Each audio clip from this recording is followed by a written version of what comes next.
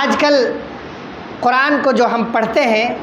پڑھنے کے تعلق سے آپ حضرات ایک بات سمجھ لیں کہ پڑھنے کے کئی طریقے ہیں۔ ایک طریقہ یہ ہوتا ہے کہ انسان کے ہونٹ بند ہوں اور انگلی چل رہی ہو،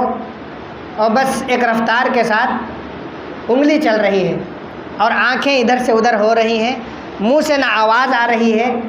نہ کچھ آواز آ رہی ہے، صرف آنکھیں چل رہی ہیں، تو اس سے کوئی ثواب نہیں ملتا ہے۔ ایک دوسرا طریقہ ہے،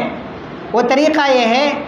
کہ صرف ہم انگلی رکھے ہوئے ہیں اور منہ سے ایک طریقے کی بھنبھناہٹ کی آواز ہے، یعنی کر کے اس طریقے کی آواز ہے، اس پر بھی کوئی ثواب نہیں ملتا ہے۔ صحیح اور بہتر طریقہ یہ ہے کہ قرآن کو اس طریقے سے پڑھا جائے کہ کم سے کم ہمارے کانوں تک ہماری آواز پہنچے۔ اگر ہم یہ پڑھ رہے ہیں کہ قل هو اللہ احد اللہ الصمد لم یلد ولم یولد ولم یکن لہ کفوا احد،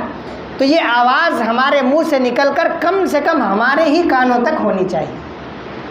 تب جا کر قرآن کو پڑھنے کا ثواب ملے گا۔